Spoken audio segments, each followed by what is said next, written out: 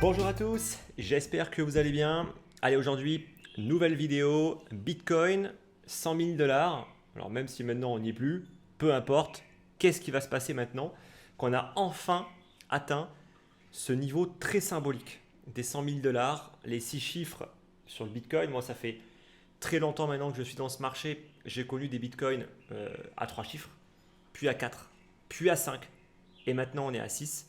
Donc c'est vrai que là, le Bitcoin revient quand même de sacrément loin, parce que ce fameux niveau des 100 000 $, c'est un niveau qu'on parlait déjà en 2017. Et je me rappelle très bien qu'on parlait déjà de ce niveau qui n'avait jamais été atteint, vu qu'on s'était arrêté à 20 000. C'est un niveau dont on reparlait encore une fois en 2020, 2021, mais on s'était arrêté légèrement quand même en dessous, vu qu'on n'avait pas été capable de dépasser les 69 000 $. Et il aura fallu donc mon troisième bull market, grosso modo, pour aller venir chercher ce niveau qui est purement symbolique. D'un point de vue technique, la seule chose en fait qui fait que c'est une résistance, c'est uniquement que c'est un niveau symbolique, c'est un chiffre rond, c'est le niveau des 100 000 $. Mis à part ça, ce n'est pas un niveau de résistance technique particulier. Donc ça, il faut quand même le prendre en compte. Mais en tout cas, c'est fait. Maintenant, on va voir un petit peu qu'est-ce que ça implique. Alors, on va passer par l'analyse du Bitcoin. Est-ce qu'on commence à avoir des signes d'essoufflement au niveau du Bitcoin et notamment au profit des altcoins? Ça va justement être le sujet principal de la vidéo. Donc, on traitera du Bitcoin, de la dominance du Bitcoin, des alts, et on va également commencer, comme à chaque fois, en fait, non, parce que pour le coup, je le fais quasiment à chaque fois, on parlera également de l'aspect psychologique. Parce que ça y est, on a eu les premiers soubresauts sur le marché, des premières liquidations, des premières petites phases de panique qui ne sont rien par rapport à ce qu'on va avoir plus tard, mais qui vont déjà commencer à mettre à mal beaucoup de personnes qui vont commencer à faire des erreurs, qui vont commencer à perdre de l'argent alors qu'on est dans un marché qui est fortement haussier. Et donc on va parler de tout ça. Et c'est important aussi de comprendre que même si quand on regarde les graphiques en hebdomadaire par exemple, il ne se passe pas grand-chose, on va dire, de dangereux pour perdre de l'argent, en réalité, quand on zoome, il se passe des choses et il ne faut pas oublier que dans la plupart des cas, il y a énormément de personnes qui sont collées au graphique, qui regardent tout le temps leur portefeuille, qui regardent tout le temps les graphiques et qui plus vont faire ça, plus vont être soumis à tout un tas de biais psychologiques durant toute la phase haussière. Et ça va les épuiser mentalement, psychologiquement, et je peux vous assurer que c'est comme ça qu'on peut faire énormément d'erreurs et qu'on peut même arriver à perdre de l'argent, même dans des phases haussières. On va dire vraiment dans le pire des cas, c'est même possible d'être perdant dans les phases haussières parce qu'on fait tellement d'erreurs qu'au final, même si ça ne fait que monter, eh bien, in fine, en fait, on fait tout le temps les erreurs quand il ne faut surtout pas les faire. Voilà. Donc, on parlera un petit peu de tout ça dans cette vidéo. Avant de commencer, n'oubliez pas, donc ceux qui veulent recevoir mes lettres d'investissement, qui sont des compléments aux vidéos que je fais en moyenne toutes les 1 à 2 semaines. Ce n'est pas un rythme régulier, encore une fois, je le répète souvent, je ne suis pas youtubeur. YouTube, ce n'est clairement pas mon activité principale. Moi, je suis gestionnaire de fonds, j'anime également une communauté privée d'investisseurs. Ça, c'est mon activité principale. YouTube, c'est une activité en parallèle supplémentaire que je fais uniquement quand j'ai le temps. Donc, mes lettres d'investissement, la prochaine sera envoyée d'ici une semaine. Je me livre quand même beaucoup plus, notamment en matière de stratégie personnelle dans mes lettres. Donc, si vous êtes intéressé, il y a une lettre gratuite, vous pouvez vous inscrire. Le lien est directement en description. Et pour ceux qui seraient également intéressés pour déléguer peut-être une partie de votre patrimoine ou de votre portefeuille crypto sur une stratégie de type institutionnel dans un fonds d'investissement, un fonds que je co-gère avec 2 autres personnes et qui a une stratégie qui surperforme les marchés depuis son lancement, donc depuis maintenant 4 ans, ben, pareil, il y a le mail directement dans la description. C'est réservé uniquement à partir d'un ticket de 50 000 euros. On peut investir en fiat ou en crypto. Donc, c'est la seule, on va dire, contrainte pour investir dans le fonds. Si vous voulez avoir des infos sur la stratégie, les performances, etc., voilà, vous envoyez un email et on vous enverra toute la documentation. Allez, on attaque donc la vidéo. On est sur le Bitcoin, on est en hebdomadaire. Qu'est-ce qui s'est passé? Bon, déjà, on a un Bitcoin qui stabilise sous les 100 000 $. Voilà. Le niveau des 100 000, c'est un niveau que j'avais tracé depuis bien longtemps. Je ne suis pas devin, c'est un niveau purement symbolique, comme j'ai pu le dire au début de la vidéo. Donc c'est un niveau qui, sans surprise, a fait beaucoup parler. Tous les médias en ont parlé. Le Bitcoin a atteint les 100 000 dollars. Encore une fois, ce n'est pas une surprise. Et par contre, ce qui a été une surprise, je pense pour beaucoup, c'est que ce niveau a été testé et a été rejeté. Ça, c'est important quand même de le prendre en compte.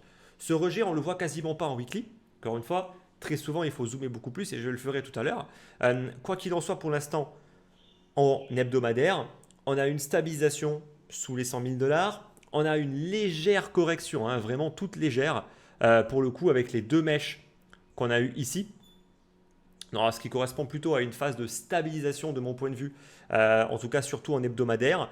On est encore très très loin d'avoir ne serait-ce qu'effleuré le MA13 ici en blanc, qui est une zone qui, je vous le rappelle, normalement n'est pas touchée. Mais par contre, le prix s'en rapproche fortement dans les phases correctives. Encore une fois, des phases correctives, il y en aura. Et je peux vous assurer que les premières vont piquer. Elles vont faire mal parce que quand on est habitué à ce que le prix monte durant 1, 2, 3, 4, 5, 6 semaines et qu'on n'est quasiment pas habitué à voir son portefeuille baisser, quand il va baisser d'un coup sec de 20 à 30%, ça va piquer. Et ça va piquer pour beaucoup. Pourquoi? Parce que les plus-values vont commencer à reculer. Et on n'est pas toujours habitué à ça. Et c'est justement là où on va commencer à faire les premières erreurs. Donc pour l'instant, honnêtement, on en est encore très très loin. On a un RSI qui stabilise autour des 75. Donc on le voit ici, franchement, le RSI, il reste quand même relativement mesuré pour le moment. Je rappelle que la norme, c'est qu'au-dessus des 80, on commence à être sur des niveaux quand même où ça chauffe. Voilà, où vraiment ça commence à accélérer fort au niveau du prix. Ça commence à être dangereux. Au-dessus des 85, c'est là où ça commence vraiment à être très dangereux. Et il faut avoir le doigt sur la gâchette pour commencer à alléger son portefeuille dès lors qu'on va commencer, ne serait-ce qu'à effleurer la zone des 85. Donc ça, pour le coup, c'est vraiment la règle de base. Donc ça nous donne encore beaucoup de place pour l'instant au niveau du Bitcoin en hebdomadaire, vu qu'on a un RSI qui stabilise tranquillement dans la zone des 75. Je trouve qu'on a une configuration, même si j'aime pas trop faire ça, extrêmement similaire à 2021 et 2020. Honnêtement, notamment la zone ici, en fait, lorsqu'on avait stabilisé sous les 20 000 dollars, 20 000 dollars, niveau hautement symbolique, mais aussi technique, vu que ça correspondait au précédent ATH de la phase de bull market de 2017, c'était aussi un chiffre rond, un chiffre très symbolique. Et en fait, ici, on avait déjà stabilisé pendant près de 3 semaines. Avec un petit peu de correction, si on essaie de zoomer justement et qu'on regarde un petit peu les corrections, là on ne se rend pas forcément toujours compte des baisses qu'on peut avoir. Entre le plus haut et le plus bas, voilà, on a eu à peu près 16 à 17% de correction. C'est au bas mot, à peu près ce qu'on a eu sur la correction un tout petit peu plus légère pour le coup ici, où on est plus dans l'ordre des 13-14%. Mais grosso modo, voilà, on marque une pause, on marque une stabilisation. Le RSI, qui était un poil plus haut déjà, on était déjà au-dessus des 80, mais qui stabilise également. Et ce qui est hyper intéressant, c'est que cette phase-là, qui de mon point de vue est relativement similaire, elle a aussi permis aux altcoins leur première phase de rebond. Et c'est exactement ce qu'on est en train d'avoir. Dès que le Bitcoin commence un tout petit peu à stabiliser, on a les alts qui commencent un petit peu à rebondir versus BTC. Et c'est vraiment exactement ce qu'on a eu. Donc pour moi, on a une configuration qui est franchement relativement similaire. À l'exception près, c'est que pour l'instant, on est beaucoup plus loin par rapport aux moyennes mobiles. Donc il faut faire un petit peu attention. Peut-être qu'on aura plus de consolidation et ce ne serait pas franchement mauvais. Et surtout après le rejet qu'on a eu au niveau des 100 000, tout comme ici, on avait également eu un rejet assez violent. Pour le coup, je pense qu'on peut avoir une configuration similaire avec, je l'espère, peut-être un petit peu plus de consolidation. Ce serait nécessaire quand même pour pas trop s'éloigner au niveau des moyennes mobiles et après pouvoir avoir une deuxième phase d'accélération extrêmement puissante. Voilà. Donc voilà en tout cas un petit peu par rapport au BTC. Mais pour l'instant, il n'y a pas le moindre signe d'essoufflement au niveau de la tendance. On marque une pause. On a clairement arrêté pour l'instant de clôturer au-dessus des bandes de Bollinger. Donc clairement, la première vague haussière, elle est terminée. On stabilise. Est-ce qu'on va stabiliser pendant encore plusieurs semaines ou pas? Ça, pour le coup, personne ne le sait. et seul le marché en fait nous dira ce qu'il a envie de faire. Mais quoi qu'il en soit, on marque le pas pour l'instant, on stabilise. Ça permet aux alts de faire leur première phase de rebond. Attention quand même, quand le Bitcoin était reparti, notamment ici, dans sa deuxième phase d'accélération plus puissante, ce qu'on pourrait très bien avoir, les alts se sont de nouveau retrouvés complètement à la traîne. Donc ça, il faut également le prendre en compte. Et de mon point de vue, si on a une nouvelle accélération forte du Bitcoin, il va se passer exactement pareil. On aura eu un petit rebond au niveau des alts et vous le verrez, on va de nouveau corriger, notamment versus Bitcoin, avec des alts qui vont galérer et qui vont peut-être que de nouveau re-exploser et peut-être beaucoup plus que lorsque le Bitcoin va de nouveau montrer des signes de fatigue et de besoin de correction ou de stabilisation. Mes objectifs personnels au niveau du Bitcoin restent inchangés. On est toujours au niveau des 128 000, 176 000 et 225 000 $. Si on a une grosse vague d'accélération haussière avec très peu de retracement, pour moi, ces trois niveaux sont des niveaux de vente où il faudra absolument alléger le portefeuille parce qu'on aura un RSI qui sera fort probablement dans la zone des 80-85, peut-être même plus. On aura un gros décollement au niveau des bandes des Bollinger et un écartement très important au niveau des moyennes mobiles. Pour moi, c'est vraiment des niveaux de vente. Encore une fois, je le précise toujours, si ça part en grosse accélération haussière. Si ce n'est pas ce scénario-là en fait qui se matérialise et si on a beaucoup plus de consolidation avec des hausses qui ne sont pas aussi puissantes que ce qu'on a pu connaître, notamment ici, il faudra encore une fois arbitrer au niveau du plan. Je le répète souvent, il faut piloter à vue, mais il faut bien évidemment avoir des objectifs clairs également. Comme ça, si ça part en couille, si ça part vraiment en sucette parce que ça s'excite à mort, il faut également avoir un plan pour être capable d'agir et de prendre des décisions dans des moments où ça va être compliqué de prendre des décisions de vente parce que tout sera en train de monter et que vous allez vous dire ben non, mais pourquoi je vais vendre vu que c'est en train de monter. Voilà. Encore une fois, ça c'est être beaucoup trop cupide et oublier que l'histoire est toujours la même et que quand il y a des excès, il y a des corrections. Peu importe le narratif, peu importe les excuses que vous pourrez vous donner. Maintenant, si on zoome un petit peu plus, sur le 3D, on le voit là, le rejet il est clair. Voilà, on a fait une tentative de percée, tous les médias en ont parlé, probablement qu'il y a beaucoup de débutants qui ont dû vouloir se positionner en se disant c'est bon, les 100 000 ont été cassés, c'est bon, je prends du gros levier, je me positionne, c'est maintenant ou jamais. Encore une fois, ce n'est pas à 100 000 $ qu'on prend du risque. Bon, ça je pense que je ne vous l'apprends pas. En tout cas, si vous n'êtes pas débutant, je ne vous l'apprends pas. Mais ce n'est pas à 100 000 $ en fait qu'on prend une position. Voilà. C'est clairement pas un niveau d'achat. Surtout après le mouvement qu'on a eu. Normalement, vous êtes déjà full positionné depuis belle lurette. Voilà. Autant faire une rotation sur les alts, et j'en parlerai après, oui, clairement. Autant le Bitcoin, ça fait belle lurette que pour le coup, il faut l'avoir acheté et que maintenant, il faut être capable de tenir ses positions, voire même de vendre, comme ce que moi j'ai pu faire en ayant vendu sur ce niveau ici et en m'étant racheté plus ou moins sur le niveau ici au final, quand tout simplement, on n'a pas eu la correction attendue. Encore une fois, tout ça, c'est partagé directement dans mon groupe Discord et sur mon canal Telegram où j'envoie directement mes signaux. Donc, pourquoi est-ce que tout simplement je me suis repositionné quasiment à break-even? Le niveau des 97, c'est un niveau que j'avais même partagé dans ma précédente vidéo. Franchement, ce n'est pas une surprise, c'était un niveau technique clé. Encore une fois, c'est pour ça que je vous disais que le niveau des 100 000 n'était pas un niveau technique. Le niveau des 97, il l'était. Et pour le coup, il a vraiment fait office de résistance. On a eu cette première phase corrective. Je ne me suis pas positionné dès la première correction parce que je n'étais pas assez allégé au niveau de mon portefeuille. J'avais sorti que un quart du portefeuille. Si j'avais sorti plus, j'aurais pu effectivement me racheter beaucoup plus vite.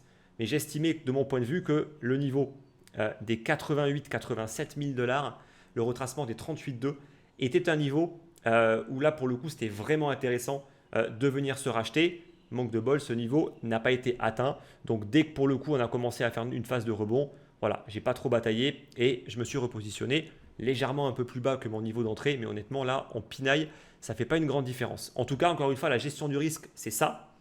C'est on se protège toujours des baisses. Si les scénarios baissiers se mettent en place, on peut se racheter tranquillement. S'ils ne se mettent pas en place, ce n'est pas grave. Encore une fois, on prend un tout petit peu de temps pour pouvoir se protéger des baisses. C'est ça le plus important. de la gestion active. Donc, au niveau grosso modo maintenant du BTC, on a fait cette tentative de percée qui a piégé beaucoup de monde. On a fait une grosse vague corrective qui est venue liquider massivement. Il y a eu plus d'1,1 milliard de liquidation, je crois, en 24 heures. On a dû également aller chercher pas mal de stops parce qu'on a été plus bas que la mèche ici. Donc, à mon avis, il devait y avoir une flopée de stops dans cette zone. Et encore une fois, on est sur un mouvement où on peut perdre vraiment mes fingers 10%. Voilà. En l'espace de quelques heures, on peut perdre 10%. Et si on prend du levier, encore bien plus que ça. Voilà. Donc, c'est là où je vous disais que même dans les tendances haussières, il y a beaucoup de personnes qui débutent, qui ne maîtrisent pas leurs risques, qui ne savent pas correctement utiliser les outils, qui se font laminer par le marché. Voilà. Encore une fois, on n'achète pas juste un break comme ça de la zone des 100 000 $ de mon point de vue et surtout pas avec au moins des confirmations. Moi, j'attendais au moins une confirmation daily pour avoir le signal. Pour le coup, on ne l'a pas eu. Voilà. Mais quoi qu'il en soit, de toute façon, je n'aurais rien fait de plus parce que je suis déjà complètement exposé au marché, justement pour éviter d'avoir à me retrouver dans des situations plus complexes, de devoir rentrer systématiquement sur des cassures de résistance qui sont loin d'être les plus évidentes à gérer. Encore une fois, dans le monde merveilleux des bisounours, oui, on a une résistance, elle est cassée, on rentre, c'est génial. Ça, c'est le monde merveilleux des bisounours. Dans la réalité, ça ne se passe pas comme ça. Voilà. Parfois, ça marche. Parfois, ça ne marche pas. Et quand ça ne marche pas, parfois, on prend cher. Et là, pour le coup, je pense que ceux qui l'ont tenté, ils ont pris sacrément cher. Et encore plus ceux qui l'ont fait sans aucune gestion du risque avec de l'effet de levier. Donc, grosso modo, on a fait un retracement 23,6, le retracement minimum, le minimum du minimum du minimum dans une dynamique haussière. Donc, le pullback, on l'a fait, d'où le fait que, de mon point de vue, on a terminé cette première vague haussière et que maintenant, on part sur une phase de stabilisation. Pour l'instant, on est sur une phase de stabilisation avec très peu de retracement et de la consolidation. On a un RSI qui, pour le coup, était quand même monté relativement haut, qui avait frôlé la zone des 85, qui a bien stabilisé. On est même retombé sous la zone des 70, signe que vraiment la tendance s'est calmée et qu'on est en train de bien stabiliser. Si je reviens donc sur le 3D, on a également frôlé le MA13. EMA13 qui doit faire office de support. Ça, je vous l'avais notamment indiqué dans ma dernière vidéo. C'est vraiment le niveau qu'il faut être capable de défendre et de tenir. Si on veut tenir cette tendance qui est fortement haussière, le MA13 doit être capable de tenir. Là, on ne l'a même pas touché. D'accord? Donc honnêtement, voilà, encore une fois, on a vraiment eu le retracement vraiment minimum. Moi, je m'attendais à ce qu'on puisse venir chercher notamment la zone ici. On était encore au-dessus de l'EMA13 et sur un retracement 38,2. Malheureusement, on ne l'a pas eu. Dommage, mais pour le coup, c'est pas grave, c'est partie remise, j'ai envie de dire. Donc honnêtement, au niveau du 3D, on reste clairement dans une dynamique très haussière pour le moment. Là où ça va commencer à se compliquer un petit peu plus, de mon point de vue, c'est si jamais on commence à venir titiller sous le MA13, qui maintenant se trouve carrément sous la mèche, donc ça veut dire sous la zone des 90. Là par contre, si on vient faire des petites mèches, encore une fois, ça ne pose pas de problème. Si par contre on vient stabiliser pendant plusieurs jours sous la zone des 90, prudence. Et là, je pense qu'il va falloir ne pas trop s'enflammer à l'achat et amener beaucoup plus de prudence dans la stratégie. Encore une fois, parce que dans une dynamique haussière, en général, et on n'a pas vraiment eu encore des gros excès, j'estime que c'est un signal baissier qu'il faudra être capable de prendre en compte et qu'il faudra absolument être capable de vraiment d'appliquer une stratégie, de prendre moins de risques. En tout cas, moi, c'est ce que je ferai au niveau de ma stratégie. Encore une fois, toujours avoir les idées claires par rapport aux différents types de scénarios et savoir quoi faire en fonction de qu'est-ce qui va se produire. Ne pas se retrouver dans la situation où en fait on n'a aucune stratégie et la seule chose qui va marcher pour vous, c'est un marché qui monte. Parce que si jamais ça ne se passe pas comme ça, vous serez complètement perdu et vous ne saurez pas quoi faire. Toujours prévoir l'ensemble des différents scénarios, même ceux qui ne vous plaisent pas. Encore une fois, vous n'êtes pas là pour investir uniquement pour les scénarios qui vous plaisent, vous êtes là pour gagner de l'argent. Voilà. Maintenant, si on regarde un petit peu au niveau de la dominance du Bitcoin. Donc la dominance du Bitcoin, ça fait des années que j'indique que nous ne sommes pas dans une période propice pour les altcoins. Je me suis fait malmener. Quand j'ai fait ces vidéos en 2023, on me riait au nez. on me disait que je racontais n'importe quoi. Bon, au final, qui a eu raison? Celui qui tout simplement attend les signaux. Voilà. Encore une fois, il ne faut pas être devin. Il faut juste attendre les signaux, mettre son ego de côté et tout simplement comprendre qu'on n'est pas devin, qu'on peut avoir toutes les convictions du monde. En réalité, la seule chose qui compte, c'est qu'est-ce que le marché va faire. Son ego et ses convictions, honnêtement, ça ne sert à rien, absolument rien. Donc, les altcoins n'étaient absolument pas dans une situation propice jusqu'à maintenant. Et depuis à peu près 2 semaines, on a commencé à avoir cette première phase de relâchement. Voilà, on a enfin une première phase de baisse après avoir atteint la zone des 61 ici et d'avoir formé un début de structure de top avec notamment 2 rejets clairs de cette zone. On a eu cette première vague d'accélération haussière. Oui, on a eu le premier signal avec la cassure au niveau du RSI 50. Donc oui, on a eu le premier signal. Encore une fois, moi, j'ai aucun souci avec les alts. Vraiment, j'ai aucun souci. Je ne demande que ça, d'avoir des configurations intéressantes pour les alts. Il faut juste être patient. Il faut juste attendre des signaux. Parce que ceux qui se positionnent trop tôt, ils sont toujours en retard en fait par rapport au BTC. Toujours en retard. Parce que là, on a à peine eu notre première phase de baisse. Donc, comme j'ai pu vous le dire, on a eu cette phase de baisse-là parce que le Bitcoin est dans une phase de stabilisation. Maintenant, la grande question, c'est combien de temps va durer cette phase de stabilisation? Honnêtement, je ne pense pas qu'on est parti pour des mois et des mois de stabilisation au niveau du Bitcoin. Il n'a pas assez poussé pour ça. On n'est pas allé chercher des niveaux relativement d'excès pour se dire que là maintenant, voilà, le Bitcoin va se calmer pour plusieurs mois. Moi, en tout cas, j'y crois pas. Après, encore une fois, je ne ferai que appliquer mon plan par rapport à ce que fait le marché. Mais en tout cas, je n'y crois pas. Et je pense que là, on a eu notre première phase de relâchement. Je pense qu'on aura une phase de rebond. La grande question est de savoir, est-ce qu'on aura un rebond puissant qui va revenir chercher beaucoup plus haut, peut-être cette zone-là? C'est possible. Ne surtout pas mettre le Bitcoin de côté trop vite pour autant. Ou alors, est-ce qu'on aura une configuration un peu moins intéressante pour le BTC où on va juste avoir un petit pullback dans cette zone-là pour après se faire rejeter? Moi, je suis plus en faveur du premier scénario. Historiquement, c'est toujours ce qu'on a eu. Et je pense que le Bitcoin a encore beaucoup à donner en termes de performance. Donc, je ne serais franchement pas étonné qu'on ait vraiment une vraie phase d'accélération et peut-être que le Bitcoin va aller chercher jusque la zone des 68-70% de dominance. En tout cas, ce n'est pas à mettre de côté. Ou alors, un scénario plus favorable pour les altcoins qui pourrait se dessiner. Ça aussi, c'est totalement probable. Si on regarde justement ce qui s'est passé un petit peu en 2020, ici, voilà, c'est ça la période de relâchement. Lorsqu'on a eu le Bitcoin qui a stabilisé pendant 3 semaines en dessous de la zone des 20 000 $, c'est là où on a eu la première phase de relâchement au niveau des alts, où la dominance du Bitcoin a commencé à rebaisser. Il s'est passé quoi par la suite? On a de nouveau eu une extension supplémentaire pour venir chercher la zone des 70 avant vraiment d'avoir la fameuse all season où là, boum, on a vraiment eu un effondrement de la dominance du Bitcoin. Pourquoi? Parce qu'on avait un BTC qui ne montait plus, qui stabilisait. Voilà. Donc aujourd'hui, est-ce que vous pensez que le Bitcoin va stabiliser pendant des mois dans la zone des 100 000 $? C'est la question à se poser. Moi, ce n'est pas mon avis. Je ne pense pas en fait aujourd'hui qu'on soit dans une configuration où le Bitcoin va stabiliser pendant plusieurs mois dans la zone actuelle. Donc ça veut dire que je ne pense pas que la vraie alt season, la vraie saison des altcoins a commencé. Voilà. Est-ce que ça veut dire qu'il ne faut pas encore se positionner sur les alts? Je ne pense pas non plus.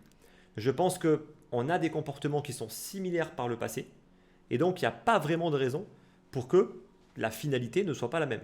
Et donc de mon point de vue, il faut effectivement commencer à clairement convertir des bitcoins en alt, garder quand même des bitcoins de côté parce que si le scénario que je vous ai décrit avec un bitcoin qui revient chercher dans cette zone se produit, le vrai moment idéal en réalité pour vendre des bitcoins et pour les prendre en alt, pour les convertir en alt, ce sera ici.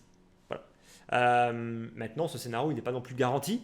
Et donc, comme on n'est jamais devin et qu'on ne peut jamais deviner ce qui va se passer, il faut arbitrer. Moi, c'est pour ça que j'ai déjà commencé à alléger mon portefeuille de BTC pour commencer une exposition plus agressive sur les altcoins. Je conserve encore des bitcoins, mais clairement, de mon point de vue, si on a un bitcoin, encore une fois, c'est si, on a un Bitcoin qui nous fait de nouveau une grosse phase d'accélération haussière. Et qu'on a des alts qui sont de nouveau encore à la ramasse, là, je pense que les configurations seront vraiment réunies pour se permettre de vraiment larguer son portefeuille de BTC et beaucoup plus l'exposer sur les alts. Après, il faut gérer son risque entre un mix entre des grosses alts, Ether, bien évidemment, on va dire en priorité, et ensuite, après, il faut arbitrer entre les big et les mid cap, voire les small cap. Après, c'est chacun fait comme il veut au niveau du risque. N'oubliez pas quand même que pour le coup, les alts, on ne sait pas combien de temps ça va durer. Et honnêtement, ça va être extrêmement volatile et extrêmement violent dans les deux sens. Donc encore une fois, la gestion du risque est extrêmement importante, surtout quand on va chercher une grosse exposition aux alts. Moi, je ne le ferai que d'un point de vue, de manière temporaire pendant quelques semaines. Voilà. On vient, on prend ce qu'il y a à prendre quelques semaines et après, moi je dégage. Basta. Je ne vais pas être trop gourmand à vouloir absolument aller chercher des énormes multiples sur les altcoins. Le signal se confirme également au niveau du Total 3. Encore une fois, les alts sont baissières depuis le top ici de mai 2021. Tous ceux qui s'exposent aux alts depuis toute cette période-là, je suis désolé, mais vous vous êtes exposés beaucoup trop tôt. Et il faut l'accepter. Il faut apprendre de ces erreurs. Il n'y avait aucun signal intéressant des alts depuis maintenant des années. Et ça, il faut l'acter. Il faut l'encaisser. Ce qui est fait est fait. Mais maintenant, voilà, on va dire que le plus dur est passé pour ceux qui ont tenu leur position. Maintenant, le conseil que j'ai à vous donner, vendez vos shitcoins. Vendez en fait vos dinocoins qui vont pumper un petit peu à droite et à gauche. Croyez pas en fait parce que c'est le fondamental qui redevient intéressant. Non, absolument pas. Le fondamental est resté le même et très souvent inexistant. Ça pump de manière mécanique par effet de rattrapage. Voilà. Donc profitez-en sur tous vos shitcoins, vos dinocoins qui n'ont rien fait depuis des années. Honnêtement, moi je les vendrai. Voilà. Peut-être pas tout de suite, mais honnêtement, dès qu'il y a une phase de rebond et dès que vous aurez un niveau de prix qui ne sera pas trop dégueu, moi je les vendrai au profit de projets beaucoup plus récents, beaucoup plus d'actualité, qui ont une vraie communauté, une vraie force marketing et sur lequel on peut aller vraiment chercher des très très gros multiples. Voilà. Encore une fois, l'attachement émotionnel, ça sert à rien. D'accord ? Ça fera juste que en fait vous serez attaché à des projets et vous ferez que des erreurs par rapport à ça. Voilà. Donc honnêtement, on va être dans la phase où ce sera le moment de larguer vos portefeuilles de shitcoins qui ont pumpé et très souvent uniquement de manière purement mécanique. Le signal de mon point de vue est clairement donné par rapport au Total 3 versus BTC. Encore une fois, dans le meilleur des mondes, un petit pullback dans cette zone et après une vraie accélération. C'est possible honnêtement, comme j'ai pu vous le dire, si on a un Bitcoin qui est très fort, qu'on puisse réintégrer cette zone de manière plus puissante, éventuellement restabiliser avant de la répéter. Voilà. Mais quoi qu'il en soit de mon point de vue, on a un vrai signal. Cassure de la zone de résistance, cassure des deux moyennes mobiles, cassure du RSI 50. Voilà. C'est ce qu'il nous fallait. Le signal est donné. Mais encore une fois, ça ne veut pas dire qu'il faut convertir tous ces bitcoins en alt. Moi, je pense qu'il faut le faire en plusieurs fois parce que, encore une fois, il peut y avoir d'autres opportunités où le bitcoin va regagner de la force. Et là, ce serait intéressant pour le coup de vraiment relarguer encore plus. Voilà en tout cas par rapport... Voilà en tout cas un petit peu par rapport aux alts. Si on regarde rapidement au niveau de la dominance, non, pas de la dominance, pardon, au niveau des ETF, ce qui est assez intéressant, c'est qu'on voit que notamment au niveau des ETF Ethereum, on a enfin un réveil avec des flux positifs qui sont assez importants, chose qu'on n'avait pas eu depuis le lancement des ETF. Donc il y a enfin un positionnement des institutionnels sur les ETF Ethereum. Donc l'Ether redevient de mon point de vue assez intéressant. Moi, je n'ai jamais sorti l'Ether de ma stratégie. Je ne l'ai jamais non plus sous-pondéré. Je suis toujours parti du principe que, de mon point de vue, l'Ether aurait son moment. Voilà. Et je reste convaincu qu'il aura son moment. On commence également à avoir des signaux intéressants. Là je n'ai pas le temps d'en parler. On est déjà à quasiment 30 minutes. En tout cas, l'Ether également redonne des signaux qui sont clairement intéressants.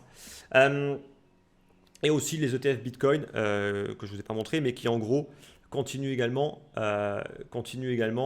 au niveau des flux. Voilà. On voit il y a quelques journées à flux négatif, mais sinon globalement, clairement, la hausse elle est totalement également alimentée par des flux continus sur les ETF. Voilà, donc il n'y a pas des ventes très importantes de ce côté-là non plus. Maintenant, on va finir cette vidéo, parce que je vais essayer quand même de faire une vidéo qui n'est pas trop longue. On va finir cette vidéo et on va parler psychologie. On va zoomer un peu plus. Voilà, ça a fait mal. J'en suis certain.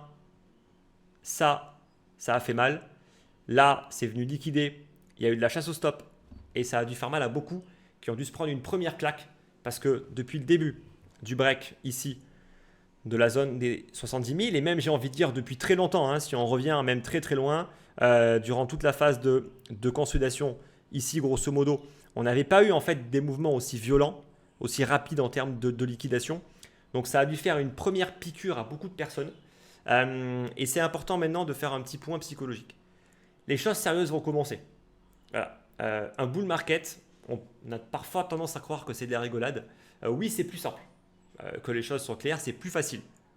L'intelligence collective, elle est plus basse. Donc, c'est plus facile d'être au-dessus. Ça, il n'y a aucun doute par rapport à ça.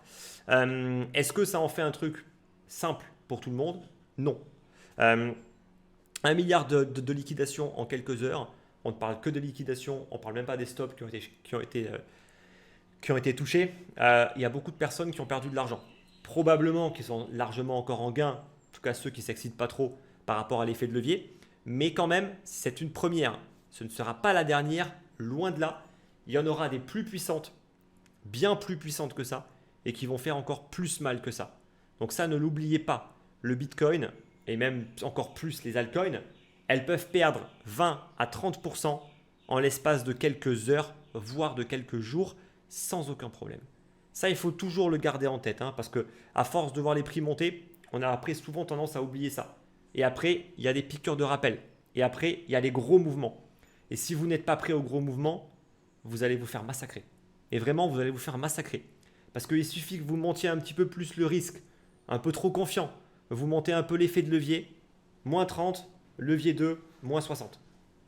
Et là, on peut très vite se retrouver à perdre quasiment tout ce qu'on a pu gagner dans une phase haussière. Donc, l'aspect psychologique est super important. J'ai commencé également à avoir des premiers signes de panique. Je rappelle quand même que le Bitcoin, on est toujours là à 99 000 $. Et pourtant, on a déjà des moments de panique. Encore une fois, prenez du recul. Quand vous commencez à paniquer, dézoomez. Il n'y a aucune panique à avoir. Absolument aucune. D'accord ? Et ça, c'est que le début. Donc psychologiquement, si ça vous a déjà atteint, si ça vous a déjà piqué, moi, je me remettrai déjà en question. Je ferai attention par rapport au capital qui est investi. Je remettrai au plat ma stratégie pour que les choses soient beaucoup plus claires. Parce que si elles ne sont pas claires, c'est propice à la panique. Quand les choses sont claires, quand on a l'expérience, ce qui s'est passé, c'est juste une goutte d'eau. Ça n'a aucun impact. D'accord ? Une personne expérimentée ne se fait pas avoir sur ces mouvements-là. Il sait en fait que ces mouvements-là peuvent arriver. Au contraire, même parfois, c'est plutôt des opportunités. Aller chercher des mèches, des niveaux de liquidation, ça va être des opportunités pour pas mal de personnes qui font du trading. Et notamment, un des gros indicateurs qu'il y a eu, si on se met en 4 heures, c'est que là, on est passé en fait sur des taux de financement qui sont montés au plafond. Donc, signe quand même qu'il y avait quand même de très fortes chances pour qu'on ait de la liquidation à un moment ou à un autre. Après, je vous l'accorde, ce n'est pas une valeur sûre parce que les taux de financement peuvent rester très hauts, très longtemps, notamment dans les phases haussières. Mais jusqu'à présent, les taux de financement restent extrêmement stables, même durant les phases haussières.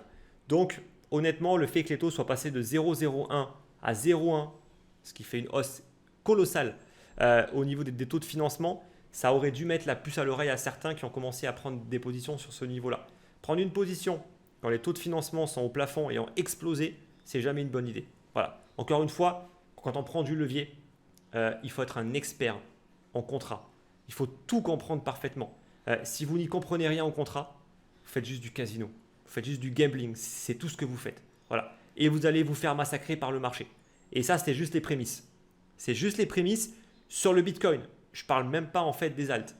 Ou sur les alts, vous pourrez avoir des mèches de 30 à 40% dans des tendances qui sont haussières. Et là, je peux vous assurer en fait que si vous ne savez pas gérer vos risques, vous allez vous faire laminer par le marché.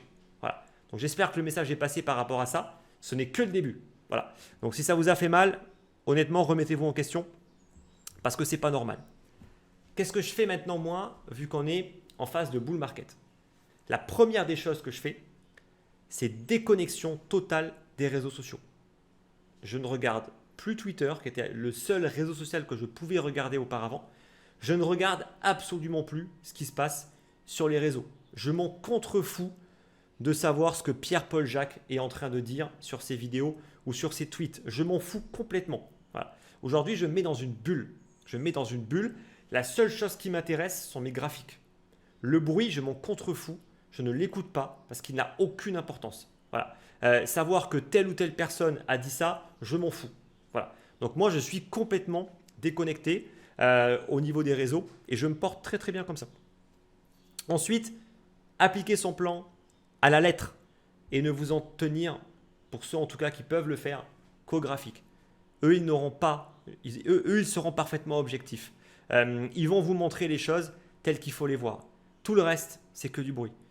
Les avis de telle ou telle personne, ça va juste vous apporter de la confusion parce que chacun a son avis, chacun a sa stratégie, chacun a sa manière en fait de gérer son portefeuille ou de trader. Et donc, ça ne sert à rien d'écouter des avis parfois trop divergents et qui vont juste apporter que de la confusion. Ensuite, j'ai une part toujours de gambling. J'ai une part où je m'amuse avec une petite partie du portefeuille parce que ma stratégie, voilà, je suis parfaitement à l'aise avec, mais grosso modo, j'ai rien à faire. Voilà. Là, aujourd'hui, je suis exposé au marché, j'ai rien à faire, j'arbitre. Tant que je n'ai pas une action à faire parce qu'on n'est pas soit sur un niveau de vente, soit sur un niveau de danger, sinon, je n'ai rien à faire. Donc, pour rester un petit peu actif quand même, parce que ça, moi, en tout cas, ça m'amuse, et j'ai pas honte de le dire, j'ai toujours une part un peu spéculative. Et notamment là, notamment dans ma communauté, on s'est pas mal amusé sur le projet Morpho. Donc le projet Morpho, c'est un projet DeFi que j'utilise depuis des années pour faire du yield, pour générer du yield sur de la DeFi. Je ne vais pas vous présenter le projet ici, en plus j'en ai parlé dans une lettre d'investissement il y a maintenant un bon petit moment. C'est un projet qui avait toutes les cases de mon point de vue pour être un projet à succès. Son token s'est retrouvé listé il y a quelques semaines maintenant, quasiment sur toutes les plateformes d'échange. Voilà. Et donc c'est un token sur lequel on s'amuse, et j'ai pas honte de le dire, on s'amuse, parce qu'on prend du risque dessus, mais un risque toujours contrôlé par rapport au capital qui va être investi dessus. Et donc j'ai envoyé de multiples signaux. J'en ai envoyé un ici, sur la cassure, là c'était le premier super signal. Voilà, la cassure des 1,10, 1,15. On a eu un magnifique signal. Deuxième signal ici. Petit clin d'œil, et petit clin d'œil même dans ma petite communauté que j'ai à Maurice d'investisseurs où j'avais également partagé un petit peu ce projet. Je sais que certains pour le coup se sont positionnés. Donc voilà, petit clin d'œil. En tout cas voilà, deux signaux. Vraiment, franchement les signaux très propres. Des cas d'école. Hein. Ici vraiment des cas d'école avec un magnifique pump après le listing, c'est du classique. Ça retrace tout. Donc on remonte chercher le niveau de résistance, on stabilise et boum, c'est parti, premier signal. Là, ça c'est vraiment un setup classique. Là, ça a été un peu plus brouillon au niveau du démarrage. Mais pour le coup, voilà, on a quand même réussi à avoir cette phase vraiment de démarrage avec la cassure de cette droite de tendance. Un peu brouillon, je vous l'accorde. Et c'est pour ça qu'il faut y aller sans mettre trop de stops qui sont placés trop serrés parce que sinon, en fait, on se fait tout le temps laminer par le marché. Et après, voilà, on a fait un petit x2, quasiment un petit x2. Mais c'est un token sur lequel moi je suis toujours positionné. Je n'ai rien vendu et je suis extrêmement optimiste dessus. Est-ce que maintenant on est sur un niveau d'achat pas du tout aussi intéressant que ceux qui sont rentrés ici ou ici? Le risque est beaucoup moins géré. Maintenant, ça reste un projet qui est encore dans le top 200 ou 300, je crois, qui de mon point de vue a un potentiel de hausse qui est conséquent parce qu'il coche encore une fois toutes les cases. En fait, c'est un projet qui, de mon point de vue, alloue fondamental avec une analyse technique qui est vraiment pas mauvaise pour un token qui est à peine listé et qui en plus, moi, ce qui me rassure énormément, c'est le fait qu'il est soutenu par des fonds. Alors, certains n'aiment pas en fait quand il y a des fonds dans des projets. Moi, je ne suis pas d'accord par rapport à ça. Pourquoi? Parce que si ce projet a été listé sur toutes les plateformes d'échange le jour du listing, c'est pas anodin. C'est parce que derrière, il y a Pantera Capital, qui est un des plus gros fonds de venture capital crypto, fonds historique qui existe depuis très longtemps. Ils ont investi dans Coinbase, vraiment dans les premières grosses entreprises à succès dans les cryptos. Les fonds de Pantera, les premiers fonds ont investi là-dedans. Euh, et le gros signal pour moi, ça a été que Pantera est rentré sur une deuxième ou une troisième, là je ne me rappelle plus, levée de fonds en investisseur unique. Et quand on a un gros fonds qui rentre tout seul, donc qui a dû négocier en exclusivité une entrée et qui va mettre donc un gros ticket, pour moi ça en dit long sur le fait qu'ils sont extrêmement confiants par rapport au projet. A contrario, quand vous avez 10 fonds qui vont rentrer, 15 fonds, ils vont tous mettre des petits tickets. Et donc dans ce cas-là, ça veut dire que le projet, ils sont contre-fiches. Ils ont mis une cartouche pour voir et après, ils vont s'en préoccuper plus tard si c'est intéressant. Quand vous avez un seul fonds qui rentre, en général, ça envoie un signal qui est clair. Et là, pour le coup, ça ne va pas louper. Voilà. Donc maintenant, moi, c'est un projet que je vais garder durant toute la phase haussière pour essayer de le sortir le plus haut possible. J'ai des targets de prix. On verra si elles sont atteintes. Mais en tout cas, voilà. Maintenant, ça, c'est ma partie gambling. Encore une fois, si je me fais massacrer dessus, si ça retombe ici, je m'en contrefiche. À savoir également que j'ai un biais parce que j'ai farmé pendant des années du morpho et j'ai déjà un sacré bac de morpho qui m'a coûté 0. Voilà. Donc j'ai probablement un biais psychologique sur ce projet-là, mais que je connais, j'en suis conscient et c'est pour ça que c'est une partie purement spéculative et gambling pour moi. Il y a également un autre projet que je vais jouer beaucoup plus en mode gambling. C'est une autre ICO que j'ai réalisée, c'est Hondo. Et Hondo qui a frôlé mon deuxième TP qui était situé juste sous les 2 dollars et qui pour le coup est aussi ma part un peu spéculative, voilà, où j'ai bien évidemment des espérances de gain relativement élevées dessus. Encore une fois, c'est un projet que j'ai acheté tout en bas. Je pense qu'il n'y a quasiment aucune chance pour qu'on revienne chercher sur ces niveaux-là. Quand bien même on y revient, je m'en contrefous parce que ça n'impacte pas ma stratégie globale. En fait, ça ne l'impacte pas à la baisse. Par contre, ça l'impacte fortement à la hausse si je vais chercher les niveaux espérés, parce que là, en termes de plus-value, ça aura un impact. Voilà. Et de mon point de vue, c'est comme ça en fait qu'on est capable de gérer la partie un petit peu spéculative du portefeuille. Encore une fois, moi, je ne cherche pas à être sur tous les coups et je pense que c'est une très mauvaise idée de vouloir être sur tous les coups. Par contre, se concentrer sur 1, 2, 3 projets qu'on a bien travaillé, qu'on connaît bien, je pense que c'est le meilleur moyen pour réussir à peut-être faire un bon coup. Et un bon coup sur un multiple de 20, 30, 40, 50 et parfois plus, avec un ticket initial relativement élevé. C'est sûr que si on met 10 balles, ça ne sert à rien. Si on met 1000 balles, 5000 balles, là, ça peut commencer vraiment à être un game changer. Voilà. Et donc, moi, c'est comme ça en tout cas que je le fais. C'est comme ça que je gère tout ça. Et pour l'instant, les 2 projets que je suis bien et que je maîtrise bien se portent relativement bien également d'un point de vue technique. S'ils ne se portaient pas bien d'un point de vue technique, ça fait belle lurette que j'aurais également déjà vendu pour essayer en fait de m'amuser sur d'autres types de projets, bien évidemment. Je précise vraiment que c'est la partie gambling et qu'elle est parfaitement assumée. J'avais également fait ça en 2020-2021 et je m'étais fait rincer sur un projet, sur Bunny, où j'étais passé en fait, j'avais mis une cartouche à 2000 $, j'étais passé à plus de 100 000 $. Mais je voulais absolument vendre sur le listing de Binance parce que j'estimais qu'on pouvait encore aller chercher plus haut. Au final, rug pull, le projet s'est complètement fait hacker et c'est retombé sur mon niveau de départ. Et je m'en contrefous. Je m'en foutais complètement. Parce que pour moi, en fait, tout simplement, en fait, mon risque était parfaitement maîtrisé.